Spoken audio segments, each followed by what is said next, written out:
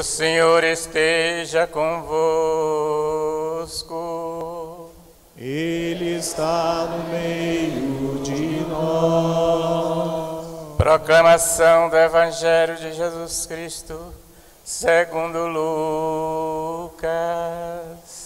Glória a vós, Senhor.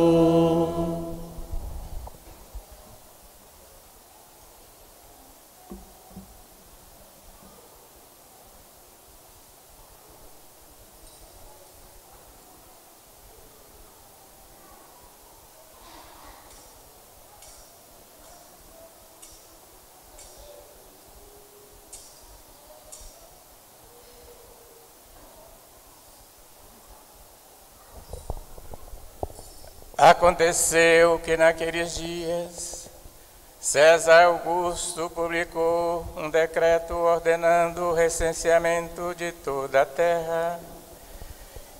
O primeiro recenseamento foi feito quando Quirino era governador da Síria. Todos iam registrar, cada um na sua cidade natal. Por ser a família e descendência de Davi, José subiu à cidade de Nazaré, na Galileia, até a cidade de Davi, chamada Belém, na Judéia, para registrar-se com Maria, sua esposa, que estava grávida. Enquanto estavam em Belém, completaram-se os dias para o parto, e Maria deu à luz o seu filho primogênito.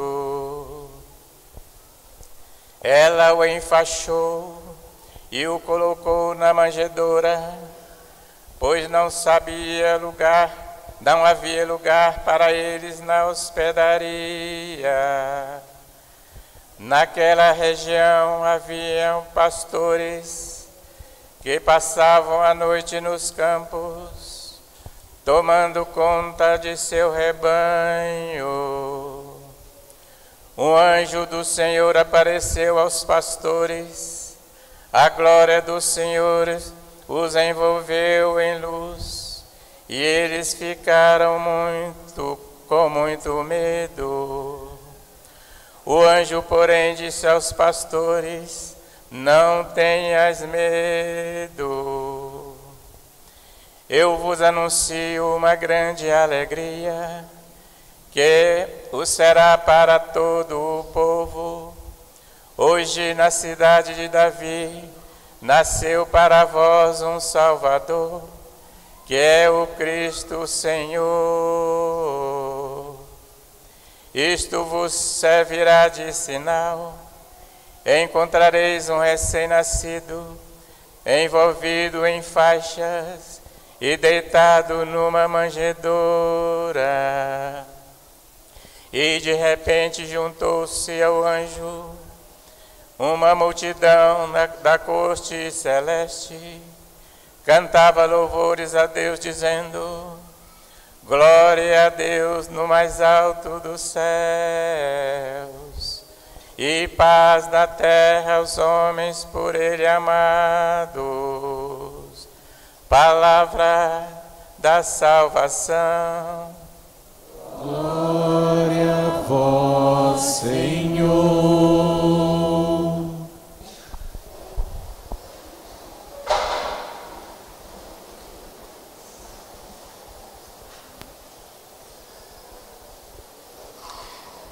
Vinde, cristãos, vinde e adoremos. Vinde e adoremos o Senhor que acabou de nascer para nós. Meus irmãos, boa noite. Muito bem, que alegria nos encontrarmos depois de transcorrer esses dias de preparação do advento de nosso Senhor Jesus Cristo. Bem, irmãos, hoje nós iniciamos essa Santa Missa com este canto belíssimo, que deveria ser o Adeste Fidelis. Este canto é muito interessante como ele entrou na liturgia, porque ninguém sabe de fato quem é o seu autor. Alguns dizem que foi o rei de Portugal, João IV, que compôs esse cântico no século XVI. Mas depois também tem uma outra teoria, que foi um autor inglês no século XVIII. Ninguém sabe a origem, mas esse canto continua entoando a noite de Natal de todos os cristãos do mundo inteiro.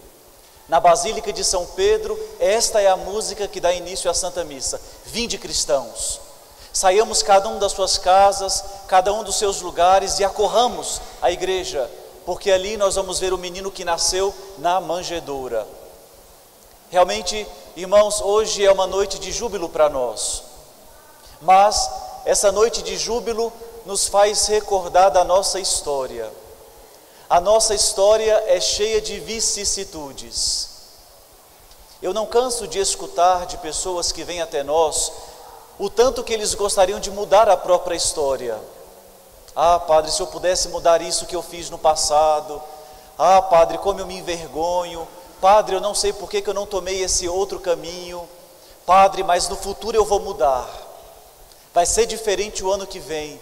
Padre, tudo pode ser transformado. Ou seja, dentro do homem, na sua história, ele experimenta que tem alguma coisa que está errado. Ele experimenta que ele mesmo fracassa nos seus desejos. E com a Sagrada Família não foi diferente. Vocês imaginem o drama que aconteceu na vida de José e Maria. Maria, que tinha o desejo de se consagrar somente a Deus, escuta do anjo que ela vai engravidar. Imagine José, que estava sossegado na sua vida, descobre depois que a sua esposa estava grávida e ele não era o pai. Depois vocês imaginem hoje José e Maria, que estavam ali em Nazaré, esperando o nascimento do filho, escuta o anúncio que o rei estava fazendo um recenseamento e que cada um deveria ir para a sua cidade natal. Ou seja, a vida de José e Maria foram marcadas por essas vicissitudes. E também nós temos na nossa história também essas marcas. E é por isso que nós precisamos olhar hoje para José e Maria e entender como viver a nossa história. Como entender que Deus visita a nossa história. José hoje, com o anúncio desse recenseamento, ele entrou novamente em crise. Por quê? José, que estava no norte da Palestina, ou seja, ali em Nazaré, ele deveria fazer 120 quilômetros para chegar até Belém. E ele começa a se questionar: eu devo deixar Maria sozinha aqui? O problema é que Maria estava prestes para dar à luz. Não tinha os familiares ali para dar assistência a Maria. A sua marcenaria estava ali. Como ele poderia abandonar tudo isso e ir fazer o recenseamento? Depois, ao mesmo tempo, ele pensava: se eu levo comigo Maria, como é que uma mulher que já está próxima da luz vai transcorrer 120 quilômetros de subida? Ou seja, José não sabia o que fazer. Mas em tudo isto, Deus vai manifestando a sua bondade. Existe um relato de um evangelho apócrifo que narra um diálogo entre José e Maria. E depois de São José manifestar as suas interrogações, Maria disse para ele: o Senhor vai ser o nosso auxílio. Aqui está, irmãos, um homem que acredita em Deus, não é que não vai ter contrariedades na sua história, mas é um homem que sabe que Deus vai ser o seu auxílio. Por que nós estamos hoje aqui celebrando o Natal de nosso Senhor? Porque nós sabemos que muitas vezes nós não temos a história que nós gostaríamos, não temos o esposo que pensávamos que deveria ser, não temos a esposa que esperávamos e havíamos pensado, não temos os filhos e eles não fizeram aquilo que nós pelo qual educamos. Nós temos irmãos que não são aqueles que são os mais amigos de nós. Nós temos caráter, temperamento que não é o melhor. Mas em tudo isso, o que anima a vida do crente? Deus é o meu auxílio. Mas depois é muito interessante, porque isso que poderia parecer uma tragédia para José e Maria, na verdade é o grande sinal de salvação. Porque se nós nos recordamos bem do profeta Isaías, o que ele diz? Do tronco de Jessé nascerá um rebento. Na pequena cidade de Belém nascerá o Salvador. Ou seja, José e Maria estavam pensando em fazer o nascimento de Jesus ali em Nazaré, mas com o recenseamento eles tiveram a graça de cumprir a profecia. Eles foram para Belém e ali, tudo que os profetas no Antigo Testamento haviam pensado se realizou. Irmãos, vocês imaginam o que acontece na nossa história? Nós pensamos que às vezes é a nossa desgraça, mas na verdade às vezes é a nossa salvação. E é por isso que nós devemos amar a história que Deus está fazendo conosco, porque no meio de tudo isso, Deus é o nosso auxílio. Mas hoje eu gostaria de me deter nessa nossa breve reflexão sobre o Cântico dos Anjos. Hoje os anjos cantam o glória a Deus nas alturas e paz na terra aos homens por Ele amado.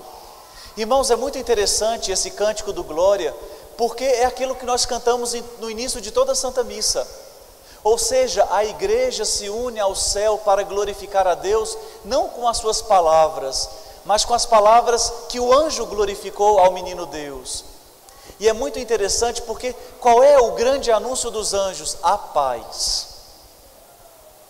E é interessante porque o menino que não pode dizer paz, ele vai dizer depois quando ele volta para o Pai. Se a gente se recorda bem, Jesus ressuscitado, quando aparece para as mulheres e aparece para os discípulos, qual é a primeira coisa que ele diz? A paz esteja convosco. Olha que coisa maravilhosa, no início da vida de Jesus entre nós, se fala de paz.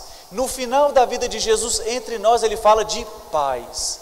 Ou seja, a paz é o grande segredo que Jesus quis trazer para nós. E o que é a paz? A paz é a vida do paraíso. Ou seja, os anjos que contemplaram a paz no céu, agora diz para nós o que Deus quer fazer em nós, a paz. E o que é a paz? A paz é o contentamento. A paz é quando nós estamos num lugar e sabemos, é para isto que eu vim. Faz todo o sentido. A paz é diferente da inquietação. A inquietação é aquele coração angustiado que não sabe o que deve fazer, não sabe o porquê que está aqui. A paz não tem aquele conflito, a paz é aquela certeza, eu estou aqui porque Deus quer isto de mim. E é por isso que no final desse cântico os anjos dizem, a paz para os homens de boa vontade. Ou seja, os homens que procuram fazer aquilo que Deus pensou para eles. Irmãos, somente quando nós estivermos na vontade de Deus, nós vamos encontrar a paz. Quando o homem está no lugar errado, o homem sente a inquietação dentro de si. O homem, quando ele está perdido, ele não sabe o que deve esperar e no que deve acreditar, ele tem o coração agitado. E é por isso que somente em Deus o homem encontra a sua paz. Mas depois os anjos fazem um grande anúncio aos pastores. Hoje nasceu para vós o Salvador, o Cristo Senhor. Isso aqui é muito interessante, o Cristo Senhor. Porque aqui está o grande mistério de fé do Natal, Cristo e Senhor. Nós costumamos chamar Jesus de Jesus Cristo.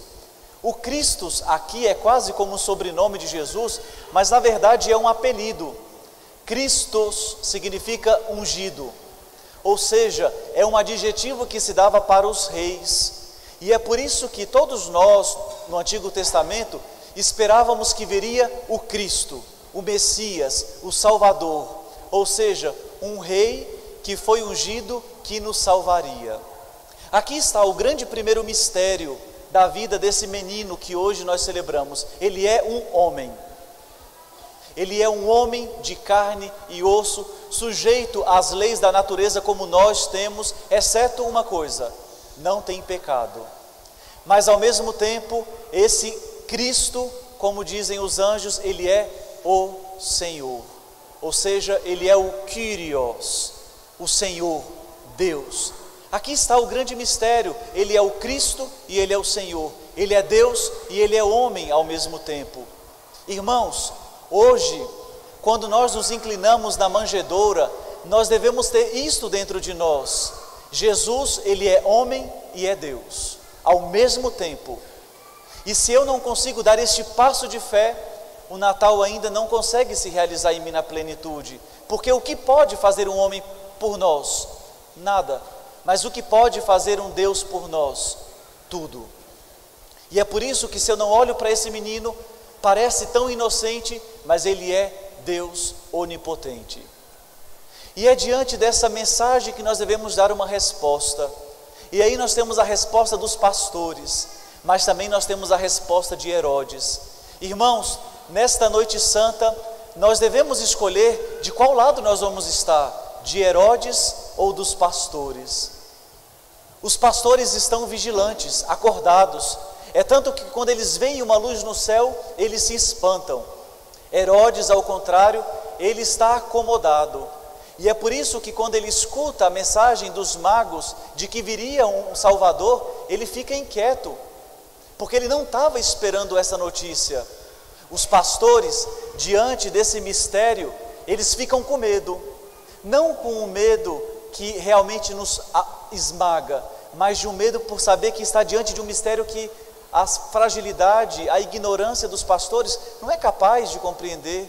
Herodes também tem medo, mas medo de perder o seu poder. E qual é a atitude dos pastores? Eles vão adorar. Qual é a atitude de Herodes? Aniquilar Jesus, manda matar todas as crianças. Irmãos, nesse Natal, como nós nos encontramos? Adormecidos? Acordados? Irmãos, como nós nos encontramos neste Natal? Com medo? Nos encontramos diante da nossa condição de não entender o mistério da vida? Ou estamos com medo de perder aquilo que nós somos, a nossa comodidade, de perder os nossos pecados, os nossos vícios? Irmãos, como nós nos encontramos neste Natal? Com desejo de ir até o encontro dele ou com desejo de tirar Jesus da nossa vida?